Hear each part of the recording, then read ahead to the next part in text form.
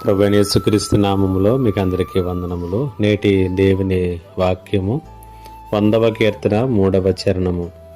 యెహోవాయే దేవుడని తెలుసుకొనుడి, ఆయనే మనలను పుట్టించెను, మనం ఆయన వారము, మనం ఆయన ప్రజలము, ఆయన మేపు గొర్రెలము.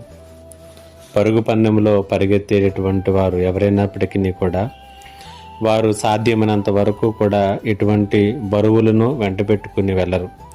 వేలాడేటటువంటి బరువులు మనం ముందుకు సాగకుండా ఇబ్బందిని కలిగిస్తాయి. కాబట్టి పరుగులో మందగమనానికి దారితీస్తుంది. కాబట్టి పరుగు పందెములో ప్రతి ఒక్కరూ కూడా వీలైనంత సులువుగా వారు ముందుకు కొనసాగుతారు. అదేవిధముగా దైవిక జీవితంలో కూడా మనకు తెలియకుండానే అపనమ్మకము, కృంగుదల, నిరుత్సాహము ఇలాంటి బరువులను వేలాడదీసుకుని మనం ప్రయాణిస్తూ ఉంటాం. ఇవన్నీ కూడా మనల్ని బలహీనపరిచి సరైనటువంటి నిర్ణయాలు తీసుకోలేకుండా మనస్సును బలహీనపరుస్తాయి.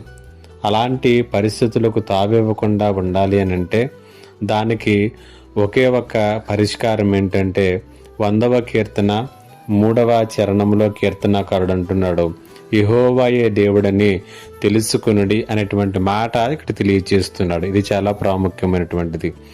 ఆయనే దేవుడు అని తెలుసుకోవటం, మనము ఆయన పిల్లలమని, ఆయన మన పట్ల శ్రద్ధ కలిగినటువంటి దేవుడని, మనల్ని ఆదుకునేవాడిగాను, మనకు సహాయం చేసేటటువంటి దేవునిగాను ఆయన మనకున్నాడు అని తెలుసుకోవటం మన మనస్సుకు ఎంతో నెమ్మదినిస్తుంది.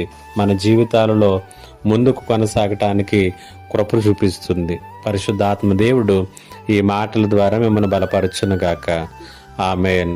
మా దేవా, నీకు వందనాలు, స్తుతులు, స్తోత్రాలు. ఈ మాటల చేత ప్రతి ఒక్కరిని కూడా బలపరచమని, నీ కృపలో ముందుకు నడిపింప చేయమని యేసయ్య నామములో అడిగి వేడుకొనుచున్నాను తండ్రి. ఆమేన్.